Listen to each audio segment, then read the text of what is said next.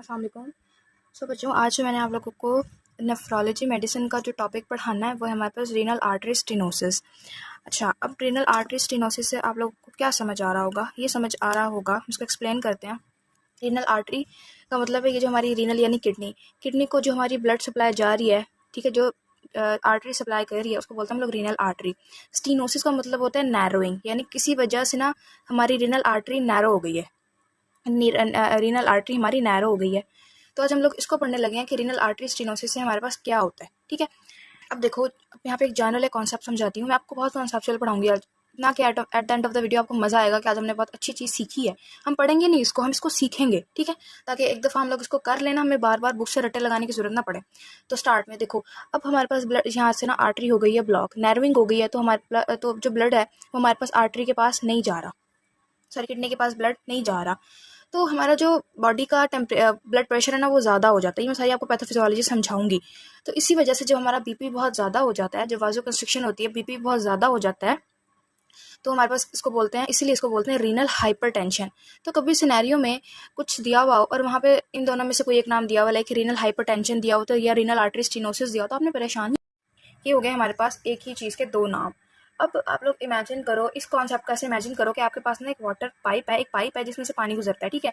अगर अगर ना किसी एक पॉइंट से आप पाइप को ना पकड़ के कॉम्प्रेस कर दो, तो आप देखोगे कि उसके अंदर प्रेशर कितना ज़्यादा हो जाता है, ठीक है, कितना ज़्यादा प्रेशर हो जाता है ना। तो एक वही वाला कॉन्सेप्ट चलता है, जब हमारी आर्टरी किसी वजह से, अगर हम इसको किसी वजह से ये ना यहाँ से क्या कहते हैं वो हो जाती है, एक्लूड हो जाती है, नैरो हो जाती है, तो यहाँ इसका जो ल्यूमिन होता है वो तंग हो जाता है, तो इसके आगे पीछे प्रेशर ज़्यादा हो जाता है, इस ब्लड का प्रेशर ज़्यादा हो जाता है। जब ब्लड प्रेशर ज़्यादा तो उसको हम लोग बीपी बोलते हैं, यानी हाइपरटेंशन बोलते हैं। तो इस वजह से हमने इसका नाम रीनल हाइपरटेंशन भी रखा हुआ है। तो हम लोग इसको पढ़ेंगे कैसे, हम लोग इसको अपनी इन फॉलोइंग हेडिंग्स के अंदर पढ़ेंगे कि पहले हम इसके फीचर्स पढ़ेंगे, pathophysiology, cause, complications, clinical features, investigations, management, and में हम पढ़ेंगे इंडिकेशंस फॉर सर्जरी, मतलब ऐसा क्या हो कि हमने फिर सर्जरी करनी है।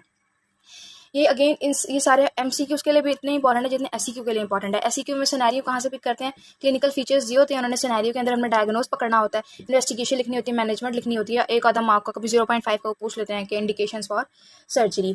अच्छा, अब हम लोग इसकी पैथोफिजियोलॉजी, कॉज अच्छे से पढ़ेंगे ताकि हमारा कॉन्सेप्ट बहुत अच्छा बन जाए। स्टार्ट करते हैं हम लोग अपने फीचर से। फीचर्स में आप लोगों ने पहले ये बात ध्यान रखनी है, is the most common cause of secondary hypertension. यानी हमारे पास जो हाइपरटेंशन होता है ना वो दो तरह का होता है। एक होता है हमारे पास प्राइमरी हाइपरटेंशन, एक सेकेंडरी हाइपरटेंशन। प्राइमरी हाइपरटेंशन होता है कि वो डायरेक्ट हमारा बीपी जो है वो ज़्यादा हो गया, और सेकेंडरी हाइपरटेंशन होता है कि किसी बीमारी की वजह से ज़्यादा हुआ है। तो सेकेंडरी हाइपरटेंशन की जो मोस्ट कॉमन काज होती है ना वो होती है हमारे पास रीनल आर्टरी स्टेनोसिस। एक हमने बात ये याद रखनी है।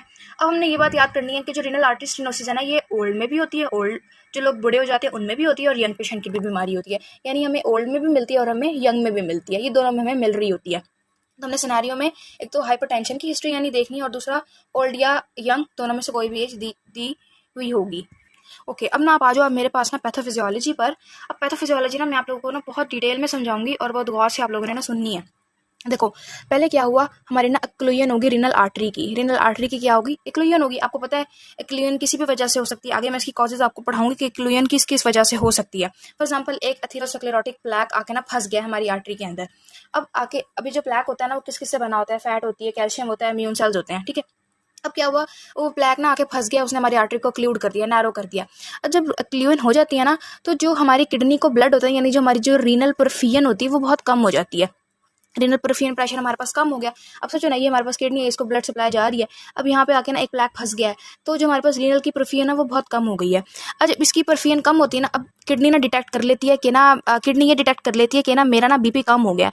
उसको ये नहीं पता कि यहाँ पे एक्लूजन हुई है, बस वो ये समझ लेती है कि ना मेरा बीपी कम हो गया, यानी पूरी बॉडी का ना बीपी कम हो गया। आपको पता है हमारी बॉडी में प्रोटेक्टिव मैकेनिज्म भी है, यानी एक चीज़ अगर कम होती है तो उसको ज़्यादा करने के लिए अगला आ जाता है, यानी इंसुलिन कम होती है उसको ज़्यादा करने के लिए ग्लूकागॉन आ जाता है। तो इसी तरह किडनी डिटेक्ट करती है कि ना बॉडी का ना बीपी कम हो रहा है, हालांकि बीपी कम सिर्फ उसका हो रहा होता है। तो वो क्या करती है कि वो कहती है आई एम जीनियस, मैंने डिटेक्ट कर लिया कि बीपी कम हो रहा है, अब मैं ना फटाफट पूरी बॉडी का ना बीपी ना ज़्यादा करती हूँ। अब वो बीपी ज़्यादा करने के लिए मैकेनिज्म शुरू कर देती है। अब आप लोगों ने फर्स्ट ईयर फिजियोलॉजी में पढ़ा था, इवन कि मैं आपको यहाँ भी समझाऊंगी कि जब परफियन कम होती है ना तो हमारा रेनिन एंजियोटेंसिन सिस्टम जो है ना वो एक्टिवेट हो जाता है। तो जब हमारा रेनिन एंजियोटेंसिन सिस्टम एक्टिवेट होता है ना, तो ये एंजियोटेंसिन 2 को एक्टिवेट करता है, और एंजियोटेंसिन 2 रिलीज करता है रेनिन। अब ये एमसीक्यूज है कि ये रेनिन कहाँ से रिलीज होता है, जक्स्ट्रा ग्लोमेरुलर सेल्स होते हैं, वहां से रेनिन रिलीज होता है। अच्छा, अब रेनिन रिलीज हो गया, एंजियोटेंसिन 2 एक्टिवेट हुआ तो रेनिन रिलीज हो गया। अब रेनिन रिलीज होने के बाद हमारे पास दो काम होते हैं। टैनिन रिलीज हो गया। अब हमारे पास दो काम शुरू हो जाएंगे, एक तो हमारे पास पेरिफेरल वासोकंस्ट्रिक्शन शुरू हो जाएगी, दूसरी एल्डोस्टेरॉन की प्रोडक्शन जो है ना वो एड्रिनल ग्लैंड से, एड्रेनल क्या करेगा, वासोकंस्ट्रिक्शन करेगा, दूसरी एड्रिनल ग्लैंड से एल्डोस्टेरॉन की प्रोडक्शन को ज़्यादा कर देगा। अब जब पेरिफेरल वासोकंस्ट्रिक्शन होगी तो हमारे पास क्या होगा, फिर हमारे पास दो काम होते हैं। वासोकंस्ट्रिक्शन जब होती है, अगेन बीपी ज़्यादा होता है, मैंने आपको बताया अभी किसी पाइप का, किसी आर्टरी का ल्यूमेन को तंग कर दो, कंस्ट्रिक्शन कर दो, तो हमारे क्या ब्लड प्रेशर ज़्यादा हो जाता है ना। तो एक हमारे पास काम ये होता है कि ब्लड प्रेशर ज़्यादा होता है, दूसरा हमारे पास ग्लोबल रिनल इस्कीमिया हो जाता है। अब देखो ब्लड पहुंच ही नहीं रहा तो इस्कीमिया ही हो जाएगा ना, ब्लड इस्कीमिया हो जाता है। अब हम इसकी बात करते हैं, जब ब्लड प्रेशर ज़्यादा होता है यानी हमारे पास हाइपरटेंशन ज़्यादा हो गई है। अब जब ब्लड प्रेशर ज़्यादा हो जाता है तो हमारे पास दो चीज़ों के ना रिस्क बढ़ जाते हैं, एक तो स्ट्रोक के चांसेस बढ़ जाते हैं, दूसरा हमारे पास हार्ट अटैक के चांसेस जो हैं वो बढ़ जाते हैं। अब ग्लोबल रेनल इस्कीमिया पे आ जाओ, जब ग्लोबल रेनल इस्कीमिया होता है जो हमारे पास किडनीज़ की ना एट्रोफी हो जाती है, यानी किडनी जो ना श्रिंक कर जाती हैं। आप खुद सोचो कि एक ऑर्गन है, उसको ब्लड सप्लाई जा ही नहीं रही, ठीक है, वो जिंदा ही अपनी ब्लड सप्लाई के ऊपर है, जब उसको ब्लड सप्लाई जा ही नहीं रही तो वो श्रिंक हो जाएगा ना। श्रिंक की मेडिकल टर्म क्या होती है, एट्रोफी होती है। तो हमारे पास किडनी की ना एट्रोफीज जो है वो स्टार्ट हो जाएगी।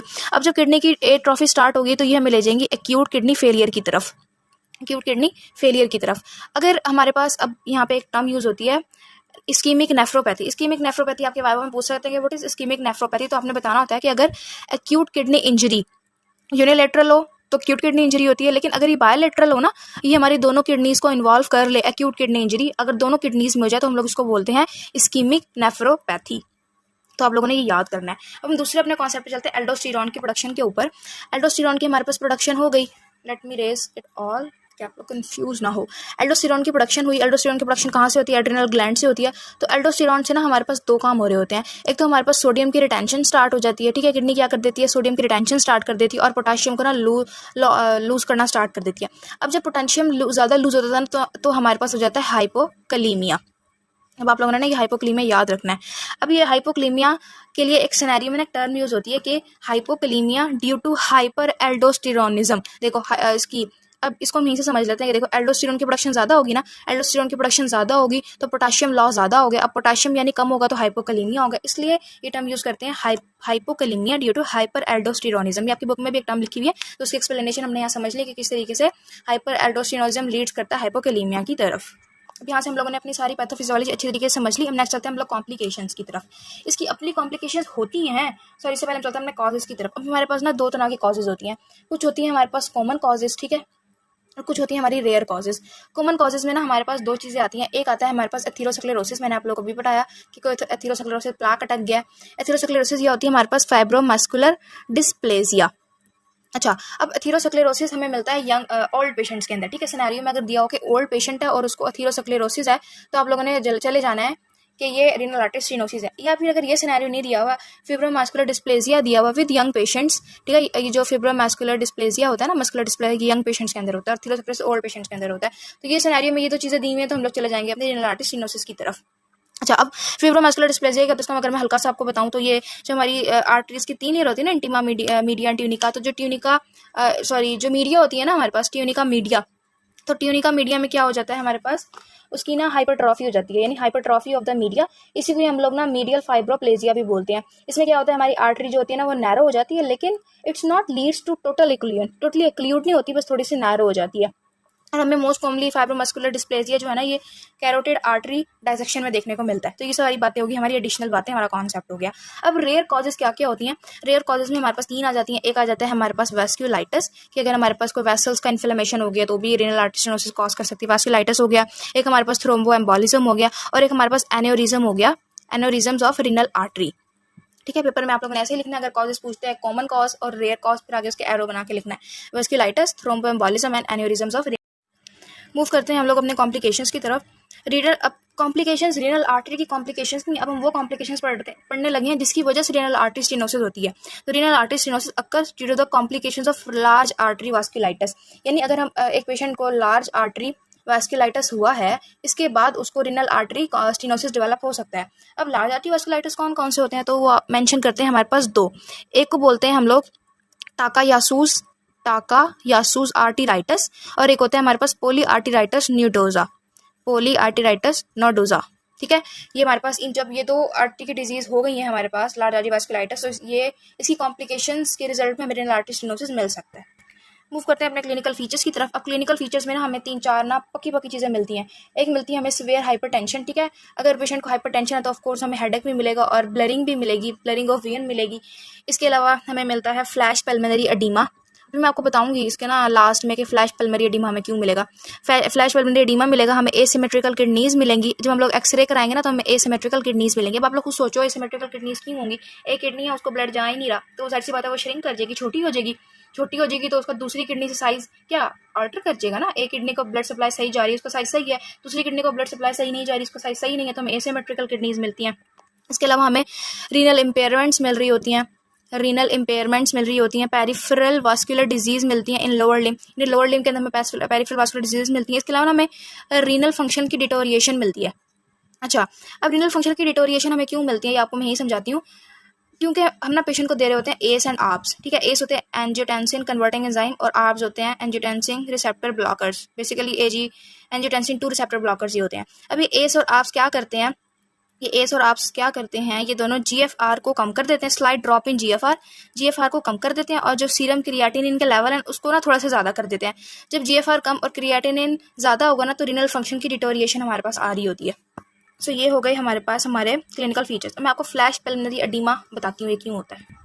देखो, जब ना एक पेशेंट को ना हाइपरटेंशन होती है, हाइपरटेंशन कॉज हो गई है, हाइपरटेंशन जो है वो वजह बन गई है। अब हाइपरटेंशन की वजह से हमारे पास क्या होता है, लेफ्ट वेंट्रिकुलर की हाइपरट्रॉफी हो जाती है, लेफ्ट वेंट्रिकुलर हाइपरट्रॉफी। अब जब लेफ्ट वेंट्रिकुलर हाइपरट्रॉफी हो जाती है तो हमारे पास क्या होता है, जो डायस्टोलिक ब्लड होता है ना वो एक्यूमुलेट नहीं कर पाता, इन डायस्टोलिक ब्लड की एक्यूमुलेशन नहीं हो पाती। जब डायस्टोलिक ब्लड एक्यूमुलेट ही नहीं हो रहा तो जो हमारा बैकवर्ड प्रेशर होता है ना ब्लड का, यानी जो बैकवर्ड प्रेशर होता है वो ज़्यादा हो जाता है। जब हमारा बैकवर्ड प्रेशर ज़्यादा होता है तो ये रिजल्ट करता है पल्मोनरी एडीमा। तो अगर कोई आपसे पूछे कि पल्मोनरी एडीमा हाइपरटेंशन की वजह से पल्मोनरी एडीमा क्यों हो रहा है, तो आपने उसको समझाना है कि लेफ्ट वेंट्रिकुलर हाइपरट्रॉफी हो जाती है जिसकी वजह से डायस्टोलिक ब्लड एक्यूमुलेट नहीं कर पाता। जब एक्यूमुलेट नहीं होता तो हमारे पास बैकवर्ड ब्लड प्रेशर ज़्यादा हो जाता है जिसकी वजह से पल्मोनरी एडीमा हमें मिल रहा होता है।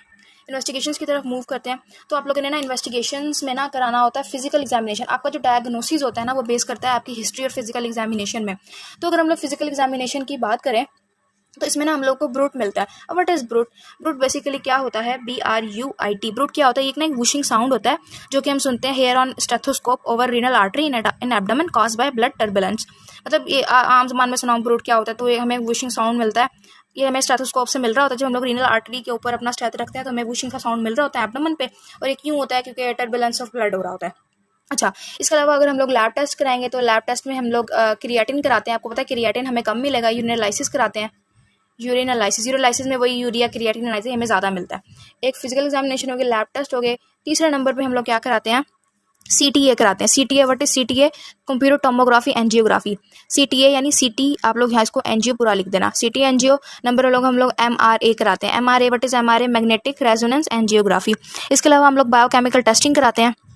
नंबर 5 पे आ जाती है हमारे पास बायोकेमिकल टेस्टिंग। अब हम लोगों ने बायोकेमिकल टेस्टिंग क्यों करानी होती है, इसकी 2 वजह होती है। एक तो हम लोगों ने देखना होता है कि impaired renal functions, biochemical testing में 2 बातें देखनी होती है। तो हम लोगों ने इम्पेयर्ड रीनल फंक्शंस देखने होते हैं और एलिवेटेड प्लाज्मा रीनल एक्टिविटी देखनी होती है, ठीक है। और समटाइम्स हम इन बायोकेमिकल टेस्टिंग से ही हाइपोकैलेमिया देख लेते हैं, हाइपर एल्डोस्टेरोनिज्म की वजह से हो रहा था। अब इसके अलावा हम लोग अल्ट्रासाउंड कराते हैं। अल्ट्रासाउंड हम लोग क्यों कराते हैं, ताकि हम लोग ना एसिमेट्रिकल किडनीज को देख सके। इसके अलावा हम लोग रीनल आर्टीरियोग्राफी कराते हैं, रीनल आर्टीरियोग्राफी। इन्वेस्टिगेशन में करा लिया, मैनेजमेंट पे आ जाते हैं। अब देखो मैनेजमेंट में ना हम लोगों ने क्या करना होता है, अपनी ना रूट कॉज को ट्रीट करना। अब हमारी रूट कॉज क्या है, हमारी रूट कॉज बेसिकली हाइपरटेंशन है। तो इसमें जो हमारे पास फर्स्ट लाइन मैनेजमेंट होती है ना वो एंटी हाइपरटेंसिव ड्रग्स होती हैं, एंटी हाइपरटेंसिव ड्रग्स। अब जो हाइपरटेंसिव पेशेंट्स होते हैं ना उनको हम लोग 2 तरह से ट्रीट करते हैं। एक तो उनको मेडिकली ट्रीटमेंट में एंटी हाइपरटेंसिव ड्रग्स देते हैं, दूसरा हम लोग ना उनको हेल्दी एक्सरसाइज और रेगुलर एक्सरसाइज और हेल्दी ईटिंग का मशवरा देते हैं। ये 2 बातें। तो हम लोग जो हमारा अगर पूछे कि रीनल आर्टरी स्टेनोसिस में हमारे पास फर्स्ट लाइन मैनेजमेंट क्या होगी, तो एंटी हाइपरटेंसिव ड्रग्स होती हैं। इसके अलावा हम लोग regular exercise plus healthy eating पे चले जाते हैं। तीसरा, अगर पेशेंट को ना एथेरोस्क्लेरोटिक डिजीज है तो हम लोग क्या करेंगे, तो हम लोग स्टैटिन्स देते हैं और एस्पिरिन देते हैं, लो डोज एस्पिरिन, ठीक है। एस्पिरिन की लो डोज देते हैं। ये स्टेटिन्स और एस्पिरिन हम लोग कब देते हैं, जब हमारे पास एथेरोस्क्लेरोटिक डिजीज होती हैं। अच्छा, अब मेडिकल मैनेजमेंट होगी, हम लोग सर्जिकल मैनेजमेंट पढ़ते हैं। सर्जिकल मैनेजमेंट हम लोग 2-3 प्रोसीजर कर सकते हैं। एक तो हम लोग बैलून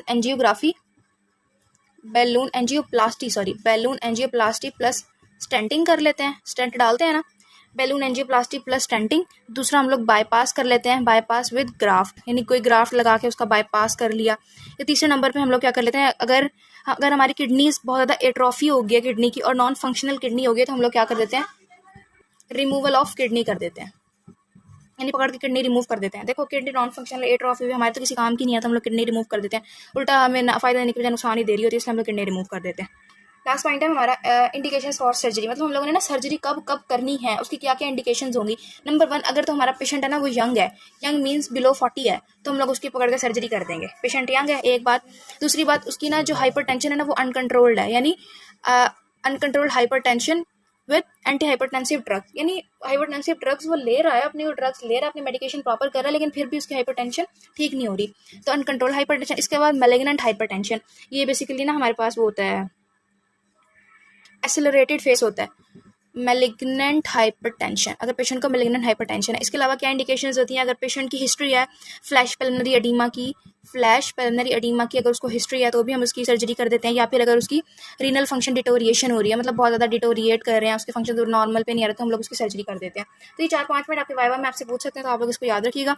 अब मैंने आपको अच्छे तरीके से पढ़ा दिया, अब आप लोग चाहो तो इसको इरफान मसूद में ये नहीं दिया हुआ, अगर इसको रिविजन से पढ़ लेना, या इनाम दानिश में मुझे नहीं पता दिया हुआ या नहीं दिया हुआ, देख लेना एक दफ़ा। जो कुछ भी करना था एडिशनल, जो भी करना था मैंने आपको सारा करवा दिया। पहले अपने नोट्स बनाना, उसके बाद किसी भी बुक से दफ़ा पढ़ लेना। बस किसी का कोई क्वेश्चन है यू कैन आस्क मी, और थैंक यू, अपना ख्याल रखें, अल्लाह हाफिज़।